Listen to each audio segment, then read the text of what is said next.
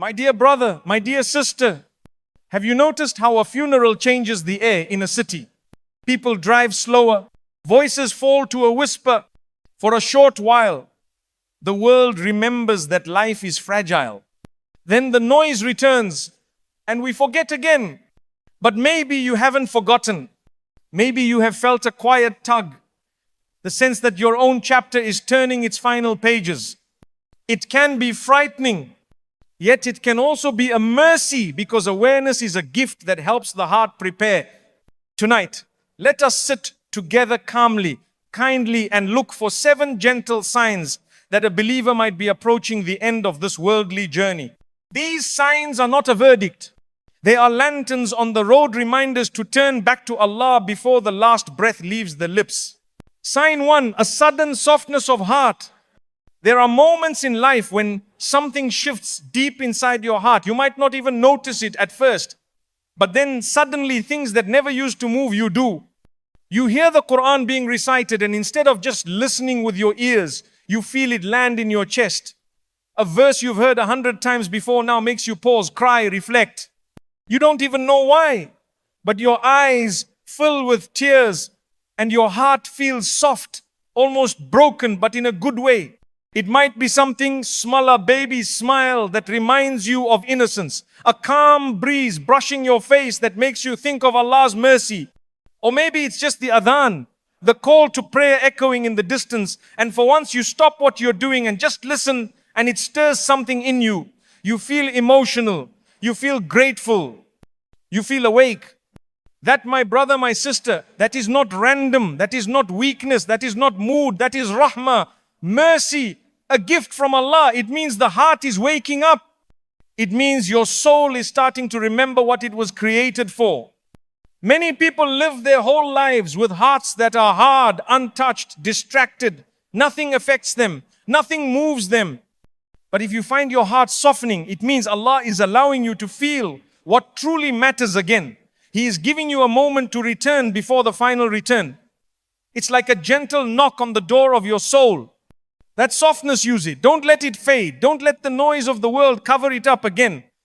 When your heart feels this way, run toward Allah. Say astaghfirullah. Cry in sujood. Talk to Him, even if you don't know what to say. Just be real with Him.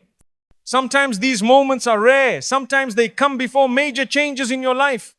And sometimes they come to prepare you for your final moments, your meeting with the one who gave you this heart in the first place. So don't ignore it. Don't waste it. When your heart starts to feel again, it's not weakness. It's a signal, a gentle, sacred reminder. You are still alive. Your heart is still beating. And your soul still has a chance. Sign 2, a powerful pull towards Salah.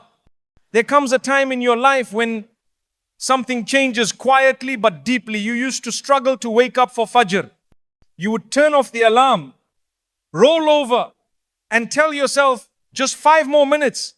And most of the time, those 5 minutes turned into missing the prayer entirely. But then without anyone pushing you, without anyone reminding you, your heart starts to feel different. The alarm goes off, and this time you don't fight it, you rise. Your body may still feel sleepy, but something inside you is already awake. You walk to make wudu, and there's no laziness, just peace. It's like something invisible is pulling you to the prayer mat. Not out of guilt, not out of habit, but out of love, out of longing. This is not something you forced. This is Allah calling you back. This is Allah choosing you gently, quietly to stand before Him before the world wakes up. Fajr becomes your moment of peace, not your struggle. The sujood, placing your head on the ground, feels like coming home. You stay there longer than usual. You cry, or maybe you don't. But inside something feels calm, whole, honest. The Prophet Muhammad ﷺ said, the closest a servant is to his Lord is in sujood. So when sujood starts to feel like safety instead of duty, like healing instead of routine, understand this, it is a gift. Not everyone gets it. Not everyone answers the call when it comes. But if you feel this pull towards Salah, especially when no one is watching, it means Allah wants you near. It means He is giving you a private moment with Him before He calls you to your final meeting. So take it seriously. If you're finding yourself drawn to Salah, if the prayer mat feels like comfort, if your day doesn't feel right without talking to Allah Haven, if it's just 2 minutes of whispering in sujood, then no, you are being guided. You are being prepared. And the one preparing you is the most merciful, who never turns away a heart that sincerely returns to Him. Sign 3, tiredness with empty talk. Sometimes you find yourself in the same places, around the same people, hearing the same kind of talk, but something feels different now. You're sitting among friends, they're laughing, talking, making jokes like always. But you don't feel like laughing, you try to smile, but it feels forced. Inside, you feel distant, like you've outgrown something you didn't even realize you were part of. They talk about people, gossip, drama, who's doing what, but your heart doesn't enjoy it anymore. It almost aches. The words feel heavy, tasteless. You sit there thinking, why are we even talking about this? What's the point? The jokes that once made you laugh now sound empty. The conversations that used to fill your time now feel like they're wasting it. This is not arrogance. This is not you becoming too good for others. This is your heart quietly whispering, you've changed and you're being called to deeper things now. Allah is softening you. You're beginning to care about what comes after this life. Your heart is no longer satisfied with small talk. It craves meaning. It wants to remember Allah. It wants to speak about things that matter, things that last, deeds, forgiveness, the day you return to Him. Jannah. These aren't just ideas anymore. They feel real to you now, important. So when you feel this shift, don't ignore it. Don't drown it in noise just to fit in again. Listen to it. Protect that feeling. Because that's how Allah pulls a person closer to Him gently, without force. You start to feel uncomfortable in places that used to feel fun. You begin to seek quieter moments. You want to be around people who remind you of the Akhirah, not the Dunya. And when you do speak, you find yourself wanting to say things that help, that heal, that matter. You'd rather be silent than say something that could harm someone. That is a sign of maturity, not just of the mind, but of the soul.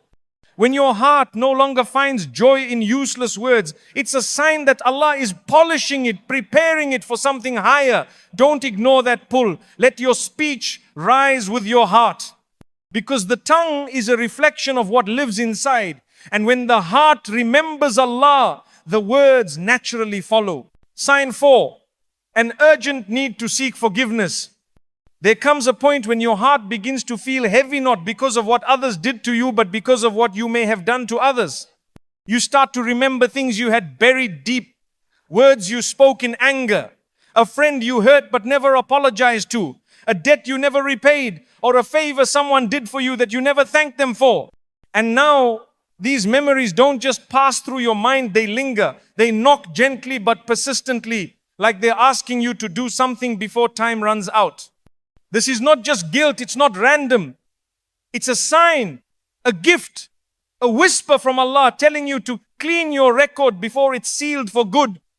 You may find yourself suddenly wanting to send the message to someone you haven't spoken to in years. You might feel a strange discomfort every time you remember that unpaid loan, or how you never gave proper thanks to someone who helped you when you were struggling. That discomfort, that restlessness in your soul, it's mercy. It's Allah giving you the chance to make things right while you still can. The Prophet Muhammad ﷺ said, whoever wrongs his brother, let him seek pardon from him today, before a day when there will be no dinar, no dirham. That means, settle your debts now. Not just the financial ones, but also the emotional ones. Because on the day of judgment, we won't be paying each other back with money. We'll be paying with deeds, prayers, fasting, charity. All of it could be taken from you to pay for the harm you caused if you didn't make it right here. So when you feel the sudden urge to ask someone for forgiveness, don't ignore it. Don't tell yourself it's too late or too awkward. Allah's giving you a window to lighten your load. He's guiding your heart to peace before it faces Him. Even if the person never responds, even if they don't forgive you, what matters is that you tried, that you humbled yourself, that you cared enough to do your part. Because the day is coming when the book will be closed And on that day, you'll be grateful you responded when your heart told you to make things right. So if you're remembering someone you hurt or something you left unsettled, don't delay. While today is still in your hands, use it. It might be your last chance to heal a wound before it testifies against you. Sign 5, rekindling broken family ties. Sometimes out of nowhere, you start thinking about someone from your family that you haven't spoken to in a long time. Maybe it was an argument that ended in silence. Maybe harsh words were said. Maybe you blocked them out of your life because it just felt easier. But now, their name suddenly brings a feeling you can't ignore. Not anger, not pride, but something softer, heavier. A sense that it's time to fix what was broken. You start remembering moments from the past. The times they were there for you. The laughter you once shared. The way your hearts were connected before things fell apart. And even if you try to push the thoughts away, they keep coming back. Every time you lie down to rest, the silence feels louder. It's not just regret. It's a quiet, sincere invitation from Allah to reconnect before time runs out. You notice it's no longer as hard to say I'm sorry as it used to be. Your pride doesn't argue as much. Your ego feels smaller. The peace you're seeking means more than the last word you spoke. This shift in your heart is not random. It's not weakness. It's a beautiful sign that Allah is softening your heart for a reason. The Prophet Muhammad ﷺ taught us that family ties are sacred. He used the word Ar-Rahim, Thawumba name that shares the same root as Ar-Rahman, the most merciful. That alone tells us how much importance Allah places on maintaining family relationships. When you cut off a family member, you are cutting off a path to Allah's mercy. And when you reconnect, even with a small message, a simple gesture, you are reconnecting to something greater than the person. You are reconnecting to rahmah, to divine mercy. Sometimes the person you need to reach out to is the one you least want to face. But the heaviness in your heart is a sign that Allah wants to heal you through that very act. He is giving you a chance to take a step toward peace in this world and peace in the next. So, if your heart feels that urgency to fix something, to reach out, to rebuild what was once broken, then delay it. Don't wait for a perfect moment. Life moves fast, and sometimes the door of opportunity doesn't stay open forever. One message, one phone call, one honest apology can change everything. And maybe, just maybe, that one act of humility and courage will be the reason Allah looks at you with extra mercy on the day when you need it most. Sign 6. Frequent encounters with death reminders. Lately, it feels as if death keeps walking beside you. One week, you are praying janazah behind someone much older and you nod. That is the circle of life. The next week, you are standing over the grave of a classmate, a neighbor, someone who smiled at you just a few days ago. The gap between him and me suddenly looks thin, almost invisible. You scroll your phone and see post after post. Inna lillahi wa inna ilayhi raji'un. Your mind drifts to the faces of people you love and then quietly to your own face. You wonder, if I left today, what would I leave behind? The reminders do not stop at headlines. They visit your sleep. You dream of washing a body or you see yourself lowered into the earth. Sometimes you wake up in the dark, heart racing, half ready to recite the Shahada. Other times, during a quiet drive, you catch yourself planning who should receive your books, who should care for your parents, how your debts will be paid. These thoughts are not morbid, they are mercy. Allah is tilting the mirror so you can see the reality everyone else is too distracted to notice. Each reminder feels like a soft nudge. Pack your suitcase, the ticket is confirmed, only the departure time is hidden. So you start checking the pockets of your life. Are there prayers missing? Debts unpaid? Words you need to say to someone before silence takes over? The Quran repeats, every soul shall taste death. Taste is only a moment. After that moment, the next world begins, and the plate you bring forward will be filled only with your deeds. The Prophet ﷺ told us, remember often the destroyer of pleasures, death. Not to make us sad, but to polish our priorities.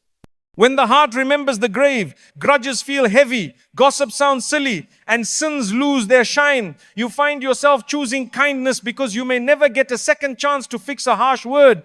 You give charity because money looks safer in your book of deeds than in your bank account. You pray Fajr on time because you don't know if you will live to see the sunrise tomorrow. If funeral notices keep knocking on your door, open it, let the lesson enter, let it clean the dust of your intentions. Death is not the end, it is the border crossing. The wise traveler uses every breath here to make the welcome on the other side warm and bright. May these constant reminders not frighten you, but free you to live sincerely, love quickly, forgive easily, and meet Allah with a heart that is light. Sign 7, a quiet contentment with meeting Allah. There may come a day when you sit alone and feel something you cannot quite name. You have hopes, you have plans, but they seem lighter now, like suitcases you could set down at any moment. It is not depression and it is not laziness. It is a gentle stillness. You look at your achievements on earth and they feel small next to the thought of standing before the one who created you. Of course, there is a splash of fear. Every student feels nervous before the final exam, but beneath that tremble sits an unexpected peace, a quiet alhamdulillah that rises from the soul itself. This calm does not mean you dislike life. You still smile at children, you still sip tea with joy, you still work hard. But you see these moments as gifts on a journey rather than trophies to cling to. When someone praises you, the heart replies, all credit belongs to Allah. When someone offends you, the heart says, let it go. I am almost home. You begin to measure your day, not by how much wealth you earned, but by how many times your tongue remembered Allah, how many people you helped, how many sins you pushed away, even when no one was watching. You find yourself drawn to quiet acts of worship. Dhikr feels like breathing fresh air. 2 extra raka'at after Isha feels sweeter than another hour scrolling a screen. Charity slips from your hand more easily because you trust that nothing you give in His path is ever lost. When you raise your hands in dua, you do not bargain the way you once did. Instead, you say, Ya Allah, if you are pleased with me, that is enough. The Prophet ﷺ said, whoever loves to meet Allah, Allah loves to meet him. When that love begins to bloom, do not hide it and do not be ashamed. Feed it with Quran at dawn, with istighfar at dusk, with a smile to someone who needs hope. Remember the verse where Allah promises, for the friends of Allah there will be no fear nor will they grieve. Fear exists, yes, but grief melts because you know the destination is mercy. Picture a traveler who has finished packing. The ticket is booked, the bags are zipped, and the house is in order. He still enjoys the last evening with his family, but his heart is already at the gate, excited for the journey. This is not surrendering to failure, it is graduating with grace. If you feel that readiness, thank Allah for polishing your heart until He could see His reflection inside it. Keep it shining.